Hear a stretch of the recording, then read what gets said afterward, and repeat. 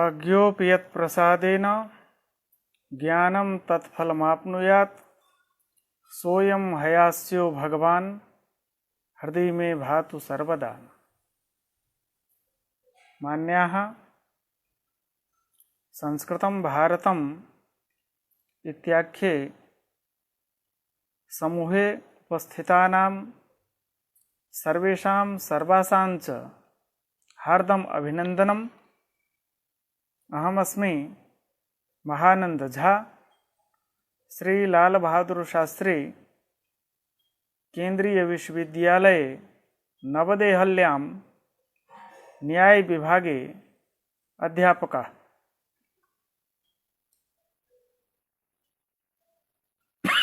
इतः पूर्वं तर्कभाषायां केषाञ्चन गुणानां निरूपणम् अस्माभिः विहितम्। इदानीम् अवशिष्टानां गुणानां निरूपणं विधीयते। गुण निरूपण का प्रकरण चल रहा है। 24 प्रकार के गुण होते हैं, रूप रस आदि संस्कार पर्यंत। इसमें कुछ गुण का निरूपण हो चुका है। गुरुत्व निरूपण पर्यंत यहाँ संपन्न हुआ है। गुरुत्व के आगे द्रवत्व के निरूपण से आज का यह सत्र चलेगा। द्रवत्व के लक्षण को बतलाते हुए कहते हैं, द्रवत्वम आद्यस्यंदना समवायी कारणम। आद्यस्यंदन का जो असमवायी कारण है वह द्रवत्व होता है। आद्य पद यहाँ विशेष कुछ विशेषता को बतलाने के लिए आद्य पद यहाँ दिया है। यदि स्यंदन का असमवायी कारण द्रवत्व है ऐसा ही कहें, आद्य पद का उपादान नहीं किया जाए तो वह कोई भी द्रवत्व ले लिया जाएगा, कोई भी स्यंदन ले लिया जाएगा, द्वितीय तृतीय स्यंदन भी यहाँ ले लिया जाएगा। उस द्वितीय तृतीय स्यंदन के प्रति द्रवत्व कारण नहीं होता है। द्रवत्व की कारणता आद्य स्यंदन के प्रति है और द्वितीय स्यंदन के प्रति उसमें वेग ही कारण होता है। यह स्यंदन क्या चीज है, इसे पहले समझ लेते हैं। स्यंदन पदार्थ क्या है? कल्पना करते हैं एक शीशे की पटरी हम रखते हैं, एक शीशे का एक टुकड़ा, और ऊपर से हम जल का निक्षेप करते हैं। जल का निक्षेप हमने किया, हमारे हाथ से जल का पतन हुआ। वह पतन भूमि पर नहीं जाकर के कांच के टुकड़े पर आया। वह बिंदु की तरह पहले कांच के टुकड़े पर आया और बिंदु के रूप में आया हुआ जो जल का कण है वह धीरे धीरे फैलता भी है। वह जो फैलना होता है उसी को हम स्यंदन कहते हैं। तो प्रथम जो स्यंदन हो रहा है उस स्यंदन के प्रति द्रवत्व कारण है और वह लगातार उसे जब कंटिन्यू होने लगता है, उस स्यंदन के प्रति प्रथम जो द्रवत्व कारण था वह द्रवत्व अब कारण नहीं होगा। उसमें एक क्रिया उत्पन्न हो गई, एक वेग उत्पन्न हो गया। तो द्वितीय तृतीय चतुर्थ स्यंदन के प्रति उस जल में रहने वाला वेग कारण होता है। वेग 5 में रहता है, मूर्त में पृथ्वी, जल, तेज, वायु और मन। जल में भी वह वेग रहेगा। एतावता द्वितीय स्यंदन के प्रति वेग कारण होता है और द्वितीय स्यंदन नहीं लेकर के हमने कहा आद्य स्यंदन। तो प्रथम स्यंदन के प्रति जल में रहने वाला द्रवत्व ही कारण होगा। उसमें वेग की कारणता प्रथम स्यंदन में नहीं है। आद्य स्यंदन में वेग की कारणता नहीं है, द्वितीय स्यंदन में द्रवत्व कारण नहीं है। एतावता द्वितीय स्यंदन के प्रति वेग कारण होगा और प्रथम स्यंदन के प्रति द्रवत्व की कारणता होगी। इसलिए यहाँ आद्य स्यंदन के प्रति जो असमवायी कारण होता है उसे हम द्रवत्व कहते हैं। यह द्रवत्व तीन द्रव्य में रहेगा, पृथ्वी, जल और तेज में। इसमें जैसा लिखा है भू तेजो जल वृत्ति, ऐसा व्यतिक्रम लिखने के पीछे भी एक रहस्य है। जल पृथ्वी के बाद जल फिर तेज आता है। नौ द्रव्य की जहाँ गणना होती है, पृथ्वी, जल, तेज, वायु, तो पृथ्वी के अनंतर जल का निरूपण हुआ है, जल का कथन किया गया है, जल का उद्देश्य किया गया। लेकिन यहाँ पृथ्वी के बाद तेज फिर जल, ऐसा क्यों लिखा गया है? इसके पीछे भी एक रहस्य है। वह रहस्य छोटा सा है। यह द्रवत्व दो प्रकार का होता है। एक द्रवत्व है सांसिधिक द्रवत्व और दूसरा नैमित्तिक द्रवत्व। किसी निमित्त को प्राप्त करके जहां द्रवत्व उत्पन्न होता है उसे हम नैमित्तिक द्रवत्व कहते हैं। जैसे घृत, जहां घी जमा होता है उसमें हम सामान्य अग्नि संयोग कर देते हैं, तो उस अग्नि संयोग से घृत में द्रवत्व की उत्पत्ति होती है। पृथ्वी है वह, घृत पार्थिव वस्तु है, और तेज जो सुवर्ण है उसमें भी अग्नि संयोग करने से सुवर्ण में भी द्रवत्व उत्पन्न होता है। लेकिन घृत में द्रवत्व की उत्पत्ति और सुवर्ण में द्रवत्व की उत्पत्ति के पीछे अग्नि संयोग की कारणता अवश्य है, पर सामान्य अग्नि संयोग भी घृत में द्रवत्व की उत्पत्ति में कारण बन जाता है। लेकिन सुवर्ण में सामान्य अग्नि संयोग से द्रवत्व की उत्पत्ति नहीं होगी, उसमें अत्यंतानल संयोग कारण होता है। बहुत तेज अग्नि का संयोग होना चाहिए, तभी सुवर्ण में द्रवत्व उत्पन्न होगा। लेकिन कारण अग्नि संयोग ही है, तो अग्नि संयोग नामक निमित्त है, और उस निमित्त को पाकर के उत्पन्न होने वाला द्रवत्व नैमित्तिक द्रवत्व कहलाता है, जो पृथ्वी और तेज में है। इसलिए यहाँ पृथ्वी, तेज, इसके बाद जल का नाम लिया है। पृथ्वी, भू तेजो जल वृत्ति, इन दोनों में प्रथम दो, पृथ्वी और तेज में जो द्रवत्व की उत्पत्ति होगी, उसमें द्रवत्व की उत्पत्ति में कारण नैमित्तिक अर्थात अग्नि संयोग कारण है।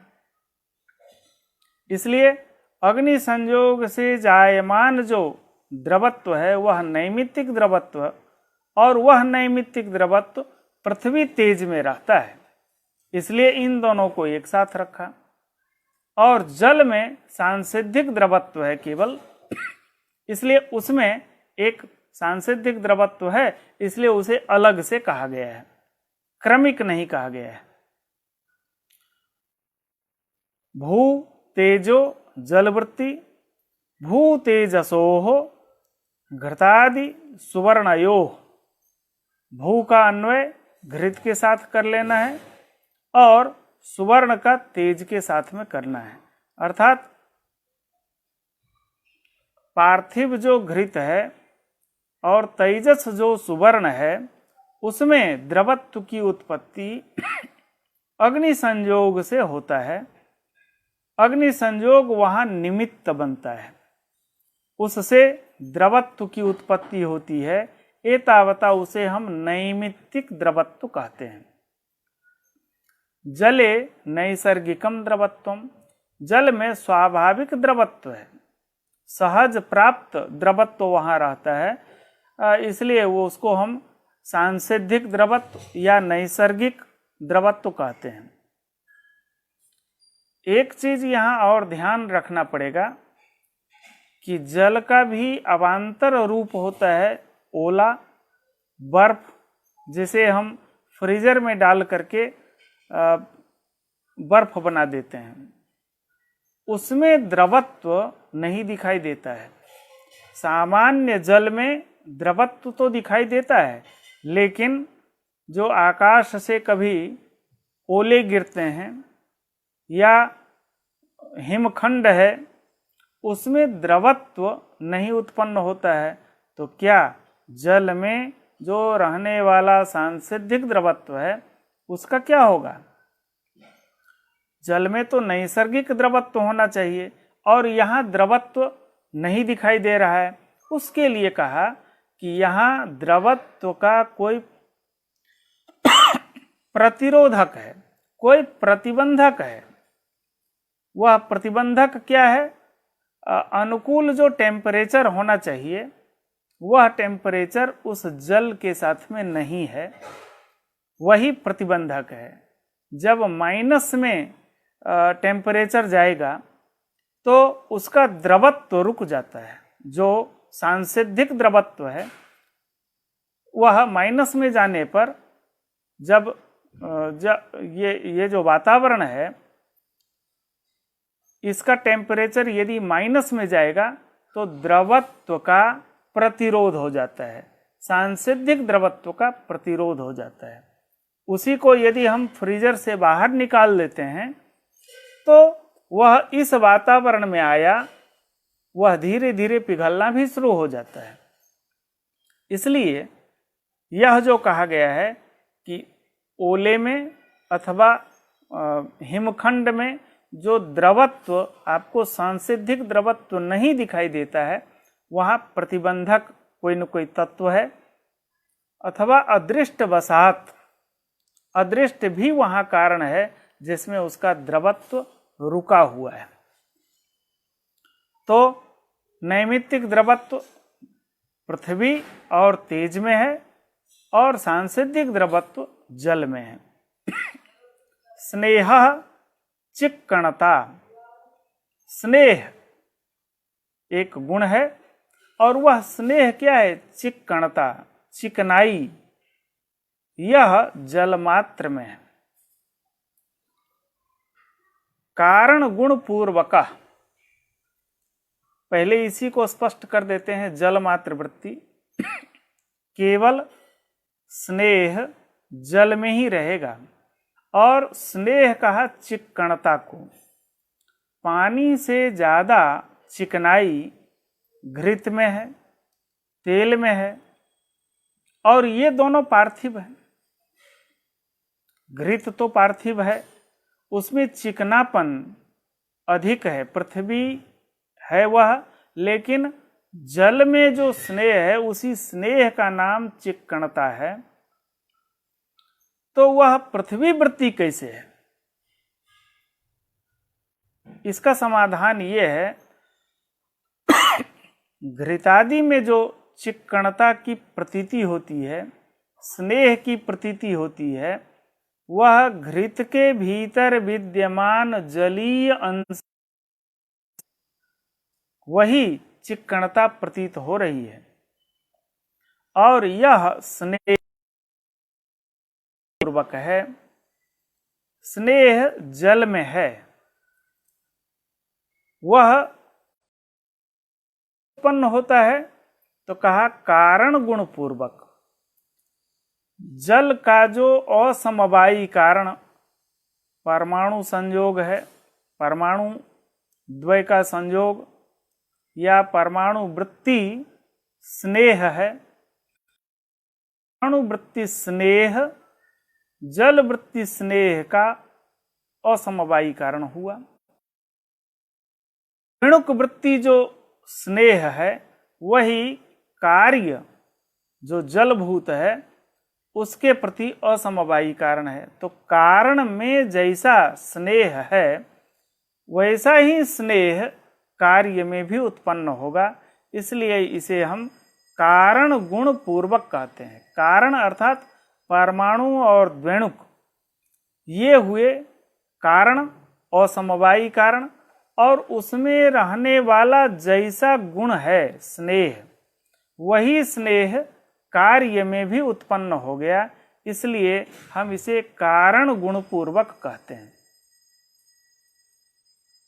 गुरुत्वादिवत यावत द्रव्य भावी, यह स्नेह यावत द्रव्य भावी है। जैसे रूप रहता है, गुरुत्व रहता है, वह यावत द्रव्य भावी है। पूरे द्रव्य में गुरुत्व भी विद्यमान है, पूरे द्रव्य में रूप रस विद्यमान है, वैसे ही यह स्नेह भी यावत द्रव्य भावी है। शब्द यावत द्रव्य भावी नहीं है। शब्द आकाश में रहता है, लेकिन वह सर्वदेशावच्छेदेन, पूरे आकाश में वह शब्द विद्यमान नहीं होता है। किंचित देशावच्छेदेन शब्द है, किंचित देशावच्छेदेन शब्द नहीं रहता है। इसलिए शब्द को हम यावत द्रव्य भावी नहीं कह के अयावत द्रव्य भावी कहते हैं। स्नेह यावत द्रव्य भावी है, जैसे रूप है, रस है, गंध है, स्पर्श है, गुरुत्व है, ये सब यावत द्रव्य भावी हैं। तद्वत स्नेह भी यावत द्रव्य भावी है। पूरे जल में यह स्नेह विद्यमान रहेगा। शब्दः श्रोत्रग्राह्यो गुणः, श्रोत्र नामक इंद्रिय से गृहीत होने वाला जो गुण विशेष है उसे हम शब्द कहते हैं। यह शब्द केवल श्रोत्र से ही गृहीत होगा, अन्य किसी भी इंद्रिय से शब्द का ग्रहण नहीं हो सकता है। इसलिए श्रोत्रग्राह्यः, श्रोत्र से ग्राह्य जो गुण है उसे हम शब्द कहते हैं। यह आकाश का विशेष गुण है। आकाश के अतिरिक्त अन्य किसी भी द्रव्य में यह नहीं रहेगा, केवल आकाश में ही रहेगा। अब यहाँ एक जिज्ञासा है, ननु कथम अस्य श्रोत्रेण ग्रहणम, श्रोत्र से शब्द का ग्रहण कैसे होता है? यतः, क्योंकि भेर्यादि देशे शब्द अयावत द्रव्य भावी है, यह भी क्लियर है, यावत द्रव्य भावी नहीं है। शब्द यदि यावत द्रव्य भावी हो तो भेर्यादि देश में उत्पन्न शब्द श्रोत्र देश में सुनाई देता, पर भेरी देश में होने वाला शब्द, अभी काशी में भेरी का वादन हो रहा है और हम दिल्ली में बैठे हैं, वह शब्द मुझे नहीं सुनाई देता। काशी में जो लोग हैं उस देश में ही उस शब्द का श्रवण होता है, इसलिए शब्द अयावत द्रव्य भावी है। तो जो भेरियादि देश में शब्द उत्पन्न हुआ है, तद्देश में विद्यमान जो श्रोत्र है वही सुनाई देगा। श्रोत्रंतु पुरुष देशे अस्ति, श्रोत्र तो पुरुष देश में है। दूसरी बात, भेरी देश में जायमान जो शब्द है, उत्पन्न जो शब्द है, वहीं पर विद्यमान जो लोग हैं, श्रोत्र उससे कुछ दूरी में है, तो भी शब्द का श्रवण कैसे श्रोत्र के द्वारा होता है, यही प्रश्न है। अर्थात देशांतर में शब्द की उत्पत्ति हो रही है और श्रोत्र, जो श्रोत्र हम कहते हैं कर्ण सस्कुल्यवच्छिन्न जो नभः प्रदेश है, उसे हम श्रोत्र कहते हैं। तो श्रोत्र अलग है। सामान्य आकाश को हम श्रोत्र नहीं कहते हैं। आकाश तो व्यापक है, सब जगह विद्यमान है। जहाँ भेरी से शब्द की उत्पत्ति हो रही है वहाँ भी आकाश है, तदतिरिक्त देश में भी आकाश विद्यमान है। लेकिन श्रोत्र जो है वह श्रोत्र जहाँ पुरुष है उसके जो यह जो कर विभक्ति आकाश है उसको हम श्रोत्र कहते हैं। इसलिए श्रोत्र देश पर्यंत शब्द की प्रतीति कैसे होती है यह प्रश्न है। प्रश्न को सुन करके जवाब देने वाला कहता है एकदम अच्छा प्रश्न है। सत्यम भेरी देशे जातः शब्दः वीची तरंग न्यायेन कदम्ब मुकुल न्यायेन वा सन्निहितम शब्दांतरम आरभते। भेरी देश में उत्पन्न जो शब्द है वह श्रोत्र पर्यंत आने में उसे दो न्याय में से किसी भी न्याय का सहारा आप ले सकते हैं। वह कौन सा न्याय है? एक है वीची तरंगन न्याय, दूसरा है कदम्ब मुकुलन न्याय। वीची तरंगन न्याय क्या है उसे देख लेते हैं। सब लोग इसका अनुभव किसी न किसी अवस्था में जरूर किए हैं। तालाब के किनारे हम खड़े हो जाएं और तालाब का पानी स्थिर है, स्थिर पानी में एक पत्थर उठा करके डाल दिया। पत्थर जिस जल के ऊपर में पड़ा वहां एक वर्तुलाकार एक राउंड फिगर बनता है गोलाकार में, और उसमें एक तरंग उत्पन्न होती है। उस तरंग से पुनः एक दूसरी तरंग, दूसरे से, और जब दूसरी तरंग उत्पन्न होगी तो उससे ज्यादा बड़ा तरंग हो, उससे अधिक ज्यादा उसका दायरा होता है। उस तरंग से जब तीसरी तरंग उठती है वह तीसरी तरंग दूसरी तरंग से भी ज्यादा वर्तुलाकार होता है। ऐसे वीची तरंगन न्याय इसको बोलते हैं। और वह तरंग उस पत्थर के वजन से यह मापा जाएगा कि वह कितना वजनदार पत्थर था, तो उतनी ही बड़ी तरंग उठती है और उसका दायरा भी ज्यादा दूर तक जाएगा। और यदि छोटा एक चना का दाना उसमें छोड़ दिया तो हो सकता है वह तरंग थोड़ी देर में जाकर के अवसान कर जाए। तो यह है वीची तरंगन न्याय। पत्थर का टुकड़ा तो एक जगह गया, लेकिन उससे उठने वाली तरंग की गति दूर तक जाती है। तो यह है वीची तरंगन न्याय। दूसरा है कदम्ब मुकुलन न्याय। कदम्ब एक प्रकार का पुष्प है। कदम्ब का पुष्प खिलता है तो उसके अनेक पत्ते होते हैं, चारों तरफ वह मुख उसका बंद है, और इसमें सहस्त्रदल कमल भी होता है। तो सहस्त्रदल कमल जो होता है तो कोई आवश्यक नहीं है कि वह एक तरफ का ही सारा पत्ता खुल जाए फिर दूसरे तरफ का सारा पत्ता खुले। वह चारों कमल के चारों तरफ के जो पत्ते हैं वह चारों तरफ के पत्ते एक बार खुलते हैं, उसके भीतर वाला दूसरी परत का पत्ता फिर खुलता है, फिर तीसरी परत के पत्र खुलते हैं, चौथी परत के पत्र खुलते हैं। इस तरह से कदम्ब का विकास होता है, कमल का विकास होता है। कोई भी पुष्प का विकास ऐसे चारों तरफ चतुर्दिक उसका विकास होता है। इसको हम कदम्ब मुकुलन न्याय बोलते हैं। तो चतुर्दिक उसका प्रकाश होता है, फैलता है। इसी तरह कंठ तालवाद्य विघात से जायमान जो शब्द है वह शब्द इसी दो न्याय की तरह चारों तरफ उस शब्द की धारा फैलती है और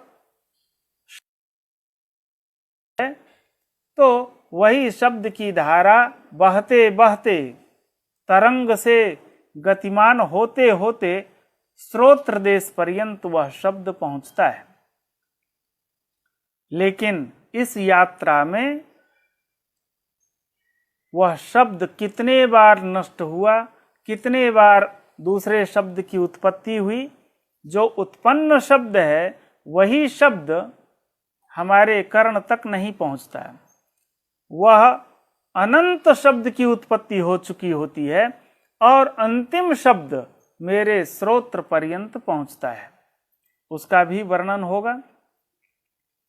तो वीची तरंगन न्यायेन कदम्ब मुकुलन न्यायेन वा सन्निहितम शब्दांतरम आरभते।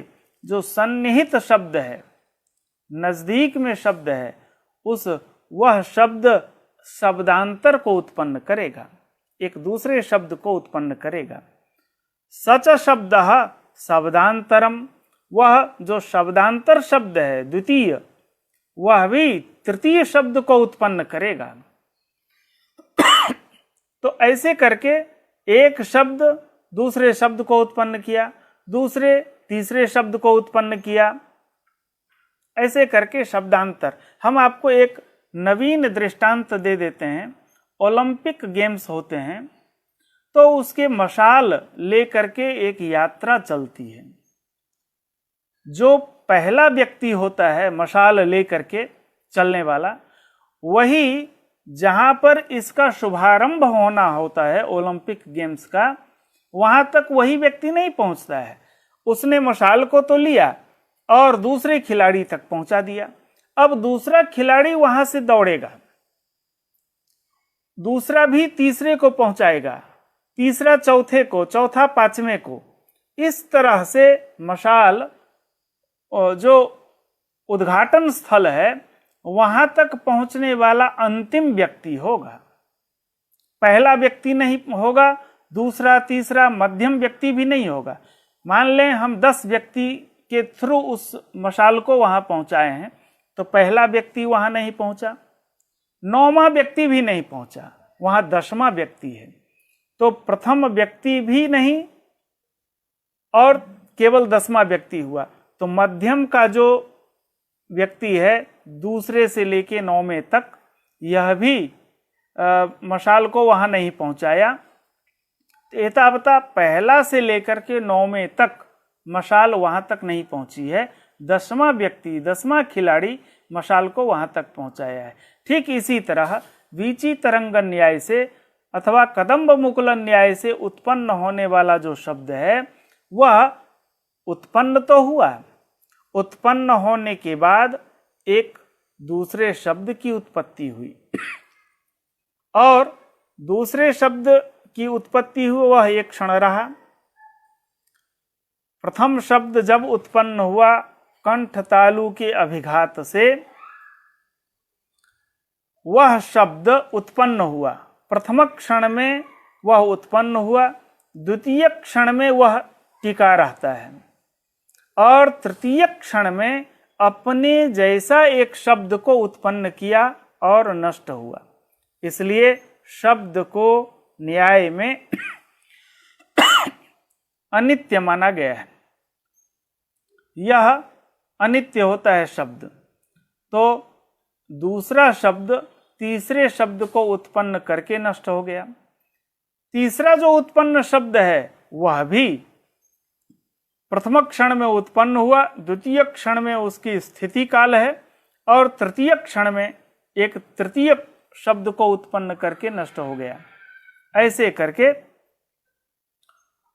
सच शब्द शब्दांतरम इति क्रमेण श्रोत्र देशे जातः अंत्य शब्द श्रोत्रेण गृह्यते। जो अंतिम शब्द है वही श्रोत्र से गृहीत होता है, न तो आद्य पहला उत्पन्न प्रथम उत्पन्न शब्द भी वह श्रोत्र से गृहीत नहीं होता है। नापि मध्यम, मध्यम शब्द भी श्रोत्र से गृहीत नहीं होता है। इसी तरह वंशे पाट्य माने बांस को जब हम द्विधा विभक्त करते हैं, तो द्विधा विभक्त करता हुआ जो शब्द उत्पन्न होता है, विभाग देशे दलद्वय विभाग देशे जातः शब्दः, दलद्वय विभाग देश में उत्पन्न जो शब्द है वह शब्दांतरारंभक क्रमेण शब्द का आरंभ करता है, वह भी श्रोत्र देशे अंतिम शब्दम जनयति, वह अंतिम शब्द को उत्पन्न करता है। सह अंत्यः शब्दः श्रोत्रेण गृह्यते, वही अंतिम शब्द श्रोत्र से गृहीत होता है। नाद्यः न मध्यमः, प्रथम और मध्यम शब्द गृहीत नहीं होता। यदि कोई कहता है भेरी शब्दों मया श्रुता, भेरी एक वाद्य यंत्र है, उस पर दंड प्रहार करने से उसमें शब्द की निष्पत्ति होती है, शब्द की उत्पत्ति होती है। ऐसी प्रतीति, घंटा बजाते हैं मंदिरों में तो भेरी शब्दों मया श्रुता, भेरी शब्द मैंने सुना। इति मतिस्तु भ्रांतैव, ये मति तो भ्रमात्मक है, क्रम हो रहा है, उसका अनुवाद हो रहा है, उस शब्द से चतुर्थ पंचम ऐसे अनंत शब्द की उत्पत्ति होती है, और जो अंतिम शब्द है वही मुझे सुनाई देता है, प्रथम और मध्यम शब्द सुनाई नहीं देता है। तो यह एक भ्रांति है, भेरी शब्दों मया श्रुता। भेरी शब्दोत्पत्तौ, भेरी शब्द की उत्पत्ति में भेरियाकाश संयोगः असमवायी कारणम, भेरी और आकाश का जो संयोग है वह उस शब्द का असमवायी कारण होता है। भेरी दंड संयोगः निमित्त कारणम, भेरी और दंड का जो संयोग है वह निमित्त कारण है उस शब्द के उत्पत्ति के प्रति। एवं वंशोत्पाटनात्, वंश को जब हम दो विभाग करते हैं तो उससे भी चट चट शब्द की उत्पत्ति होती है। चट चटा शब्दोत्पत्तो वंश दलाकाश विभागः, वंश और उसका दो दल, वंश के जो दो दल हैं उस दलद्वय का जो विभाग होता है वह विभाग चट चट शब्द के प्रति असमवायी कारण है, और दलद्वय का जो विभाग है वह निमित्त कारण है। इत्थम आद्यः शब्दः संयोगजः विभागजो वा, इस तरह से वह जो प्रथम शब्द है बांस से उत्पन्न जो शब्द है विभाग से, अथवा भेरी दंड के संयोग शब्द है, वह एक जगह संयोगज शब्द है और दूसरा विभागज शब्द है। भेरी दंड के संयोग से जायमान जो शब्द है वह संयोगज शब्द है, और वंश के दलद्वय विभाग से जायमान जो शब्द है वह विभागज शब्द है। अंत्य मध्यम शब्दास्तु, जो अंतिम शब्द है और मध्यम जो शब्द है वह शब्दास्तु कारण का अनुकूल बात निमित्त, अंतिम और मध्यम वाला जो शब्द है वह उसका शब्द ही असमवायी कारण है, अथवा अनुकूल बात निमित्त कारण का। अनुकूल बात हवा पवन की अनुकूलता उसमें निमित्त कारण है। हम सब अनुभव करते हैं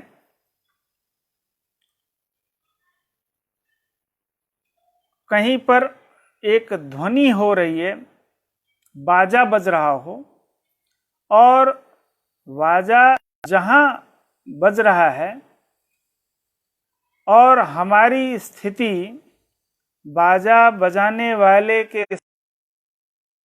तरफ है और एक की अवस्थिति पश्चिम दिशा में है, आधे आधे किलोमीटर की।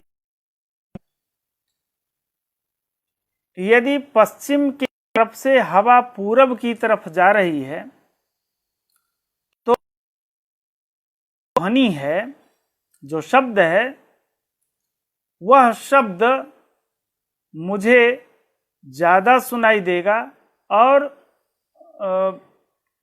वह और ज्यादा जल्दी सुनाई देगा, अधिक सुनाई देगा। और यदि हवा की गति पूरब की तरफ है तो, और हम पूरब की तरफ हैं, यही पश्चिम की तरफ में जो व्यक्ति है उसे वह शब्द कम सुनाई देगा और देर में सुनाई देगा, क्योंकि उसके लिए वही पवन विपरीत है। उसकी तरफ से हवा पूरब की तरफ जा रही है, मध्य में वह बाजा बज रहा है। तो पूरब में अवस्थित जो व्यक्ति है उसे शब्द जल्दी सुनाई देगा और स्फुट सुनाई देगा, लेकिन पश्चिम में अवस्थित जो व्यक्ति है उसे आवाज देर में पहुंचती है और अस्फुट शब्द पहुंचता है। तो अनुकूल जो निमित्त है वह हवा भी, पवन भी वहां निमित्त कारण है। यथोक्तम, जैसा कि कहा गया है, संयोगात विभागात शब्दाच्च शब्द निष्पत्ति। शब्द की निष्पत्ति में, शब्द की उत्पत्ति में तीन कारण बतलाया। संयोगात, जो भेरी दंड संयोग से जन्य है शब्द। विभागात, बांस के दलद्वय विभाग से जायमान जो शब्द है वह विभागजन्य शब्द है। और शब्दाच्च, शब्द से भी शब्द की उत्पत्ति होती है। आद्यादीनाम सर्व शब्दानाम आकाशम एकमेव कारणम समवायी कारणम। आद्य जितना भी शब्द है, प्रथम शब्द, उसका एक ही समवायी कारण है, वह है आकाश। इस तरह से शब्द समवायी कारणम। कर्म बुद्धिवत त्रिक्षणावस्थायित्वम, जैसे क्रिया है, जैसे बुद्धि है, ज्ञान है, वह त्रिक्षणावस्थायित्वम, वह त्रिक्षण ही अवस्थायी है। जो शब्द है इसी तरह त्रिक्षणावस्थायी है। तत्र आद्य मध्यम शब्दाः कार्य शब्द नास्याः। जो प्रथम शब्द है और मध्यम शब्द है वह कार्य शब्द से नष्ट हो जाता है। जो जिस शब्द को हम कार्य कहते हैं उस शब्द से वह नष्ट हो जाता है पूर्व का।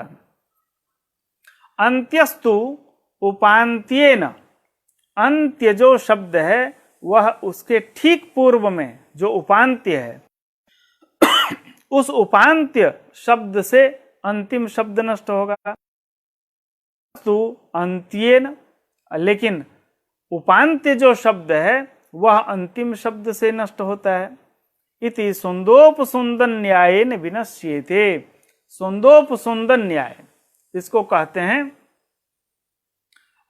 सुंद और उपसुंद दो राक्षस हैं और एक दूसरे को उन्होंने मार दिया। ऐसे ही उपांत्य शब्द अंतिम शब्द का नाशक है, अंतिम शब्द उपांत्य शब्द का नाशक है। सुंदोपसुंदन न्यायेन विनश्येते। इदम तु अयुक्तम, यह कहना ठीक नहीं है, क्योंकि शब्द त्रिक्षणावस्थायी है। त्रिक्षणावस्थायी का मतलब होता है प्रथम क्षण में वह, द्वितीय और तृतीय क्षण में उसका नाश होता है, लेकिन नाश के पहले वह अपने जैसा एक शब्द को उत्पन्न कर अपने जैसा एक शब्द को एतावता वह जो कहा गया कि उपांत्य शब्द अंतिम शब्द का नाशक है, अंतिम शब्द उपांत्य शब्द का नाशक है, यह तो ठीक नहीं है। उपांत्येन जो नष्ट होने के पहले है, उपांत्येन त्रिक्षणावस्थायिनः अंत्यस्य, वह तो तीन क्षण तक रहेगा, तो वह अंत्यस्य, वह अंतिम जो शब्द है वह उससे नष्ट कैसे होगा। द्विक्षण मात्रानुगामिना तृतीय क्षणे च असतः अंत्यनाश जनना संभवात्, जो द्वितीय क्षण मात्र जो उपांत्य शब्द है वह तो अभी उसका 2 ही क्षण हुआ है। द्विक्षण मात्रानुगामिना तृतीय क्षणे, तृतीय क्षण में जो शब्द है ही नहीं, असता अंत्यनाश जनना संभवात्, वह अंत्य वर्ण के द्वारा अंत्य वर्ण से, अंत्य शब्द से नाश को नहीं प्राप्त कर सकता। तस्मात्, इसलिए उपांत्य नाशादेव अंत्य नाशः, वहां अंत्य शब्द से उपांत्य शब्द का नाश होगा, अंतिम शब्द से उपांत्य शब्द का नाश होगा, यह कहना ठीक नहीं है। अपितु उपांत्य शब्द के नाश से ही अंतिम शब्द का नाश माना जाएगा। विनाशिता कैसे होगी? तो शब्दस्य अनुमानात्, कैसे वह अंत शब्द कैसे नष्ट हुआ उसको हम अनुमान से सिद्ध करेंगे। तथा ही अनित्य शब्दः, शब्द क्या है? अनित्य है, चाहे वह शब्द अंतिम शब्द क्यों न हो, कोई भी शब्द हो। शब्दः अनित्यः सामान्यवत्वे सति अस्मदादि बाह्येन्द्रिय ग्राह्यत्वात् घटवत्, यह जो शब्द है उसमें अनित्यत्व साध्य है। हेतु क्या दिए हैं? सामान्यवत्वे सति अस्मदादि बाह्य इंद्रिय ग्राह्यत्वात्, हम लोगों के बाह्य इंद्रिय से ग्राह्य है। यहाँ इंद्रिय में एक विशेषण है बाह्य। अस्मदादि इंद्रिय ग्राह्यत्व केवल कहें तो अस्मदादि इंद्रिय से मन रूप इंद्रिय भी ले लिया जाएगा, और मन रूप इंद्रिय से ग्राह्य आत्मा भी है, तो उसमें भी अनित्यत्व का प्रसंग होगा। इसलिए यहाँ पर बाह्य यह विशेषण दिया गया, बाह्य इंद्रिय ग्राह्यत्व। बाह्य इंद्रिय मन नहीं है, अपितु घ्राण रसना चक्षुस्त्वक श्रोत्र है। तो यह श्रोत्र इंद्रिय से ग्राह्य जो शब्द है वह अनित्य है। सामान्यवत्वे सति, इसमें सामान्य है, गुणत्व सामान्य है, सत्ता सामान्य है, शब्दत्व सामान्य है, ये सब सामान्य इसमें जाति विद्यमान है।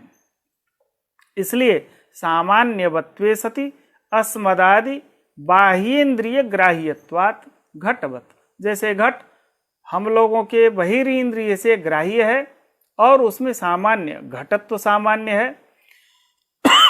घट में घटत्व सामान्य है, पृथ्वी सामान्य है, द्रव्यत्व सामान्य है, सत्ता सामान्य है, इसमें अनंत सामान्य है।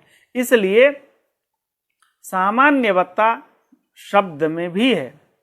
शब्द में जो सामान्य है वह है शब्दत्व सामान्य, गुणत्व सामान्य, सत्ता सामान्य। इस तरह के सामान्य के होने से और हम लोगों के बहिर्इंद्रिय से ग्राह्य होने के कारण वह अनित्य है। शब्दस्य अनित्यत्वं साध्यम अनित्यत्वं च विनाशावच्छिन्न स्वरूपत्वम। यहाँ अनित्यत्व को ध्यान से देखना होगा। विनाशावच्छिन्न स्वरूपत्व है, स्वरूपत्व ही केवल लेना है, न तो विनाशावच्छिन्न सत्ता योगित्व। विनाशावच्छिन्न सत्ता योगित्व तो यहाँ अनित्यत्व नहीं लेना है। क्यों?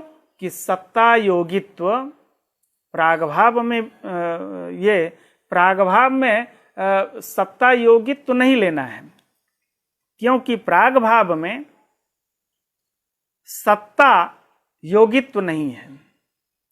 इसलिए अनित्यत्व यहाँ विनाशावच्छिन्न स्वरूपत्व ही लेना है। यदि विनाशावच्छिन्न सत्तायोगित्व विनाशित्व लेंगे तो विनाशित्व प्रागभाव में बैठा है, प्रागभाव का विनाश हो जाता है कार्योत्पत्ति के अनंतर, लेकिन वहां सत्तायोगित्व नहीं है। इसलिए विनाशावच्छिन्न स्वरूपत्व ही लेना है अनित्यत्व को। प्रागभावे सत्ताहीने अनित्यत्वाभाव प्रसंगात, अनित्यत्वाभाव प्रागभाव में आने लगेगा, इसलिए विनाशावच्छिन्न सत्ता योगित्व अनित्यत्व नहीं है। सामान्यवत्वे सति अस्मदादि बाह्येन्द्रिय ग्राह्यत्वम हेतु हो। यहाँ हेतु जो है सामान्यवत्वे सति अस्मदादि बाह्येन्द्रिय ग्राह्यत्वात् में ग्राह्यत्व हेतु है। इंद्रिय ग्राह्यत्वात् इतना ही कहा जाए, अस्मदादि इंद्रिय ग्राह्यत्वात्, तो इंद्रिय ग्राह्यत्व तो आत्मा में भी है, बहिर्इंद्रिय से ग्राह्य भले ना हो, लेकिन इंद्रिय ग्राह्य मनः रूप जो इंद्रिय है तद इंद्रिय ग्राह्यत्व आत्मा में है, व्यभिचार लगेगा। इस व्यभिचार के वारण करने के लिए इंद्रिय में बाह्य विशेषण दे दिया गया। मन बाह्य इंद्रिय नहीं है अपितु अंतर इंद्रिय। एवं अपि तेनैव योगी बाह्येन्द्रियेण ग्राह्ये परमाणुवादो व्यभिचारः स्यात्। ये जो कहा योगी चक्षु से पार्थिव परमाणु, जलीय परमाणु, तेजस परमाणु, वायवीय परमाणु, इन सब का ग्रहण योगी चक्षु से कर लेता है, घ्राण से, रसना से कर लेता है। परमाणु का भी और परमाणु वृत्ति योगी कर लेता है। तब तो बाह्य इंद्रिय ग्राह्यत्व चला गया, तो परमाणु में अनित्यत्व का प्रसंग होगा। इसलिए परमाणु में व्यभिचार के वारण करने के लिए अस्मदादि बाह्य इंद्रिय ग्राह्यत्व विशेषण दिया गया है। अस्मदादि हम लोगों का इंद्रिय से, हम लोगों के बहिर्इंद्रिय से ग्राह्य जो होगा वही अनित्य होगा। हम लोगों के इंद्रिय से तो किसी भी परमाणु का ग्रह नहीं हो पाता है, किसी का भी ग्रहण नहीं होता है, वह योगी ही कर सकता है। इसलिए अस्मदादि हम लोगों के बहिर्इंद्रिय से ग्राह्य जो होगा वही अनित्य होगा। इति योगी निराशार्थम उक्तम अस्मदादि, हम लोगों का उसमें विशेषण दे दिया गया है। किम पुनः योगी सद्भावे प्रमाणम, योगी के होने में क्या प्रमाण है? तो कहा उच्यते परमाणवः कस्यचित् प्रत्यक्षा, वह परमाणु किसी न किसी के प्रत्यक्ष योग्य तो है ही। प्रमेयत्वात् घटवत्, परमाणु प्रमेय है, एतावता प्रमेय का जैसे घट जैसे प्रमेय है और उसका प्रत्यक्ष होता है, इस तरह से परमाणु भी प्रमेय है, उसका भी प्रत्यक्ष होगा। तथापि सामान्यादिना व्यभिचारः, फिर भी सामान्य आदि के द्वारा सामान्य भी प्रमेय है, वहां व्यभिचार होगा। इसलिए कहा सामान्यवत्वे सति, सामान्य विशेष समवाय, इसमें कोई सामान्य नहीं रहता। तो सामान्यवत्वे सति सामान्यादि त्रयस्य, सामान्य विशेष और समवाय इन तीनों में सामान्य नहीं रहता। सामान्यादि त्रयस्य निःसामान्यत्वात्, वह निःसामान्य होता है। चलें बुद्धि का निरूपण। अर्थ प्रकाशो बुद्धि, अर्थ का प्रकाश बुद्धि है। अर्थ माने विषय, विषय का जो प्रकाश जिससे हो वह बुद्धि है। यह दो प्रकार की है, नित्य और अनित्य। ऐसी बुद्धि नित्या, ईश्वरीय बुद्धि जो है वह नित्य है, और ईश्वरातिरिक्त जो भी है बुद्धि वह सारी की सारी अनित्य है। अन्य दिया तो अनित्या। सुख दुख इच्छा द्वेष प्रयत्न धर्म अधर्म का बहुत सामान्य है। प्रीति ही सुखम, जिससे हमें आनंद की प्राप्ति हो, जिससे हमें अच्छी फीलिंग हो, उसे हम सुख कहते हैं। तच्च सर्वात्मनाम अनुकूल वेदनीयम, सभी आत्मा में जो अनुकूलता, जो आनुकूल्य की प्रतीति हो, अनुकूल वेदनीयता ही सुख है। और पीड़ा दुखम, दुख क्या है? पीड़ा है। तच्च सर्वात्मनाम प्रतिकूल वेदनीयम, किसी को भी दुख नहीं चाहिए। इस संसार में सभी को सुख ही चाहिए। हर एक व्यक्ति सुख की कामना करता है, दुख की कामना किसी को भी नहीं है। वह दुख पीड़ा है। इच्छा राग, राग किसी वस्तु से हमें कुछ चाहिए, किसी से हमें कुछ चाहिए, यह राग ही इच्छा है। और क्रोध द्वेष है। क्रोधवशात हम किसी से द्वेष करते हैं, अर्थात उससे हम क्रोध संपादित करते हैं, क्रोध होता है। वह क्रोध और द्वेष दोनों पर्याय है। क्रोधो द्वेषः, उत्साह प्रयत्न, प्रयत्न उत्साह विशेष है। ये बुद्धि आदि जो 6 हैं, ये मानस प्रत्यक्ष होते हैं। इनके बुद्धि, सुख दुख इच्छा द्वेष प्रयत्न, ये 6 मानस प्रत्यक्ष के विषय हैं। मन से इसका प्रत्यक्ष हो पाता है। धर्म अधर्म, धर्माधर्मो सुख दुखयो असाधारण कारणे,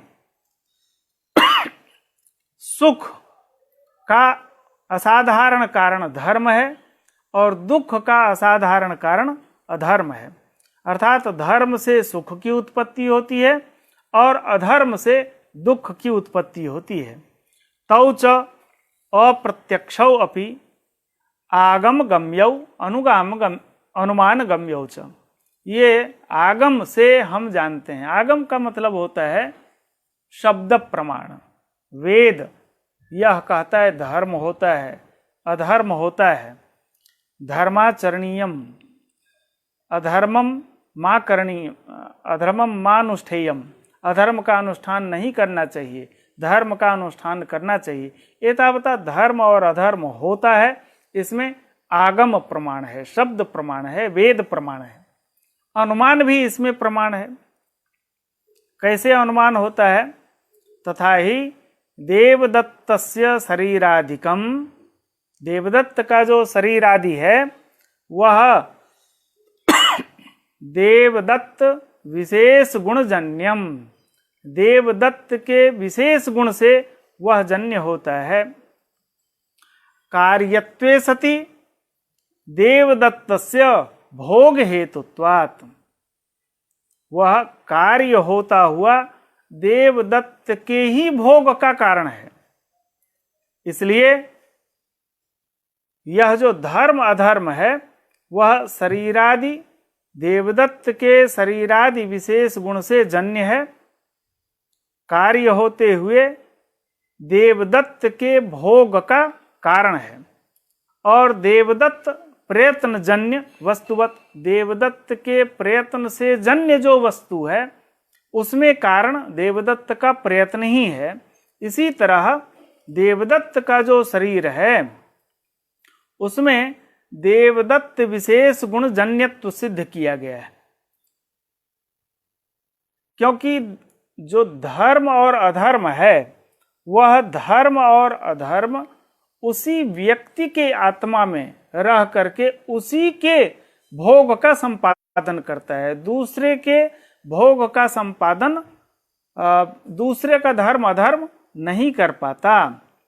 यश्च शरीरादि जनक आत्म विशेष गुण, शरीरादि का जनक आत्मा का विशेष गुण है, स एव धर्मः अधर्मश्च, वही धर्म भी है और वही अधर्म भी है। प्रयत्नादीनाम शरीराद्यजनकत्वात्, प्रयत्न आदि शरीर का जनक नहीं है। प्रयत्न से एक अलग क्रिया की निष्पत्ति होगी, लेकिन शरीर का जनक वह नहीं है। वह आत्मा का जो विशेष गुण है, उसी आत्मवृत्ति विशेष गुण का ही नाम धर्म और अधर्म है। अब 24वां गुण संस्कार। संस्कार व्यवहारा साधारणम कारणम संस्कारः। संस्कार इस व्यवहार का जो हम कारण मानते हैं, असाधारण कारण मानते हैं, वह संस्कार ही है। हम व्यवहार करते हैं, ये मेरा संस्कार है। किसी को कोई अपशब्द का प्रयोग किया, शब्द के प्रयोग के पीछे उस व्यक्ति का संस्कार कारण होता है, परिवेश कारण होता है। संस्कार तो कारण हुआ। तो हम जब व्यवहार करते हैं, यह ऐसा संस्कार है, यह संस्कारवान है, यह कुसंस्कारवान है। इस संस्कार पद व्यवहार का कारण और वह असाधारण कारण संस्कार है। 3 प्रकार का होता है, वेग, भावना और स्थितिस्थापक। तत्र वेगः पृथिव्यादि चतुष्टय मनोवृत्ति, 5 में रहता है, मूर्त में रहता है। पृथिव्यादि चतुष्टय, पृथ्वी जल तेज वायु और मन, इसको मूर्त कहते हैं। इस मूर्त में वेग नामक संस्कार रहता है, सचक क्रिया हेतु, और यह क्रिया का कारण है।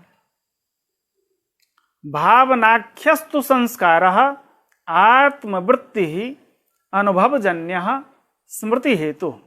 भावना नामक जो संस्कार है वह केवल आत्मा में है, और यह संस्कार अनुभव से उत्पन्न होता है। स्वयं अनुभव से उत्पन्न हुआ स्वयं अनुभव से उत्पन्न होता है और स्मृति का कारण है, स्मृति हेतु।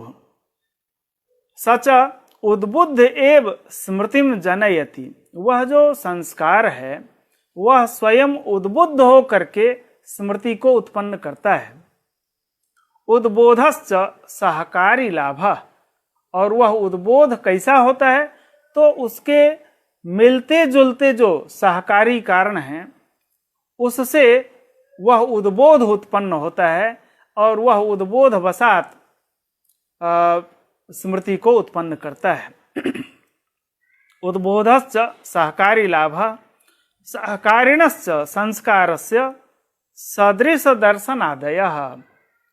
तत्सदृश वस्तु का जहाँ हम दर्शन करते हैं, देखते हैं, तो उससे मिलता जुलता, जैसे हम हस्ती और हस्तिपक को साथ साथ देखते हैं, यह व्याप्ति गृहीत हो जाती है, व्याप्तिग्रह हो जाता है कि जहाँ जहाँ हाथी है हस्तिपक भी साथ में होगा। ऐसे करके हस्तिपक को देखने से हस्ती का और हस्ती को देखने से हस्तिपक का स्मरण होता है, वही उद्बोध है, सहकारी दर्शन।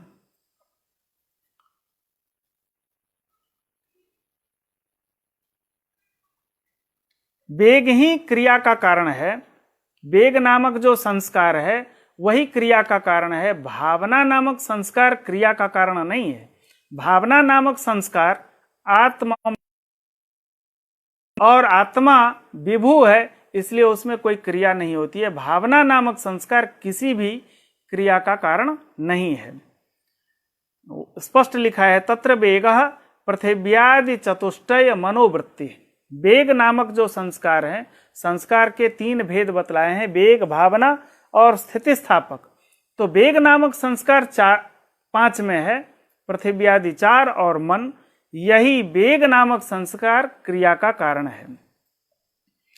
भावनाख्यस्तु संस्कार आत्ममात्र वृत्ति अनुभवजन्य। भावना नामक संस्कार तो केवल आत्मा में ही है और वह अनुभव से उत्पन्न होता है और स्मृति का जनक है।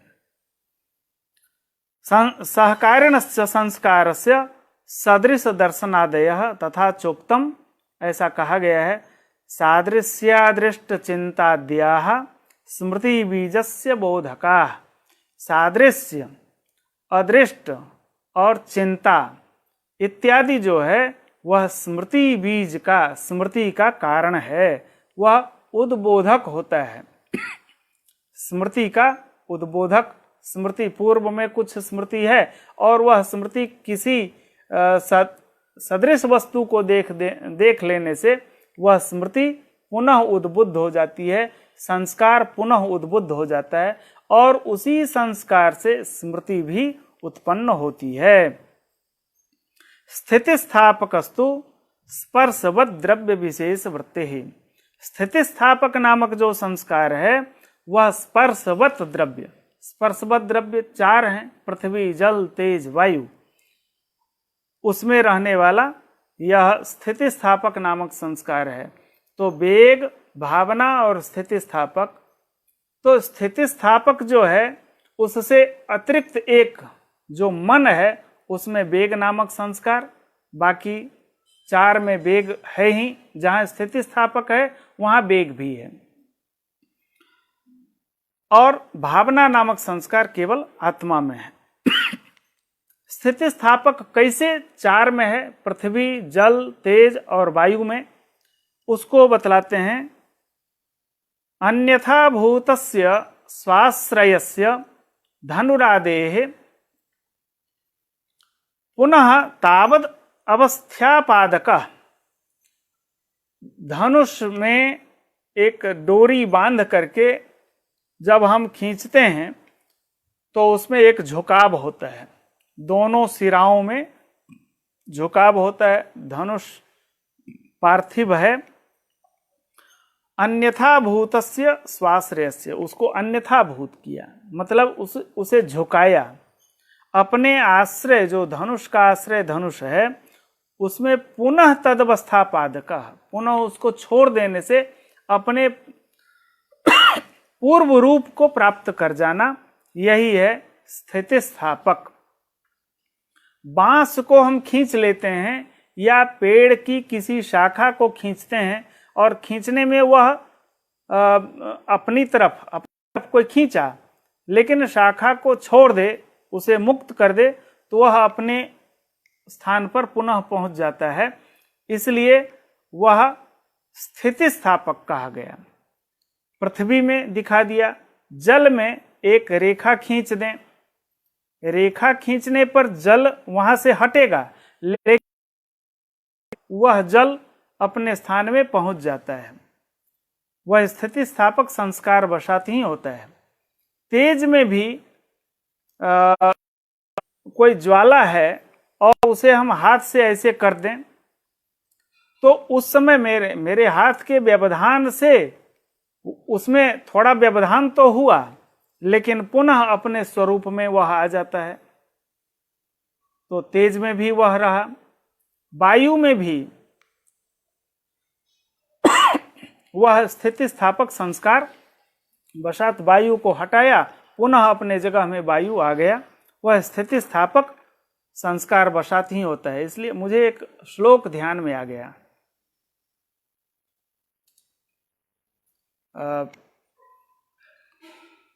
रचयति सलिले रेखाम व्योमनि बीजा कुरुते।